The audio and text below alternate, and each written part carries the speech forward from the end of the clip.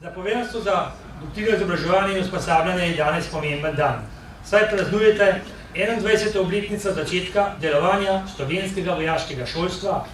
16. decembra 1991 so častniki in počastniki teritorialne obrambe pričeli s pripravami na šolanje prve generacije počastnikov, ki zaključili vojaško izobraževanje in usposabljanje v začetku leta 1990. Ravno mi smo tisti, ki delujemo na tem, da ljudje pripravimo in naučimo, kako je biti vojak. Danes boste nekateri prisegli svoji domovini. Nekateri, ki smo malo starejši, smo to storili pred davnimi leti, vendar ko prisežeš domovini, je to nekaj, kar te spremlja celo življenje.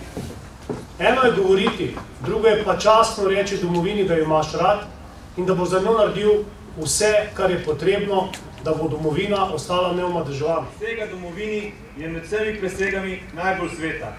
Vojaki, potrdite svojo voljo z besedo prisegam! Prisegam! Služenje je bilo kar naporno, pa zelo zanimivo. Ogromno izkušenj dobiš, novih spoznanj, prijateljev. To bi mogel vsak skoraj probati. Ja, veseli smo, da se je odločil, da služi domovini in smo tudi ponosni zelo za tega in mu želimo vse najboljše naprej. Smo se med sabo zelo razumeli, si pomagali, fantje tudi nama, ko smo bili 2 dekleti v tem oddelku, zelo so nama pomagali.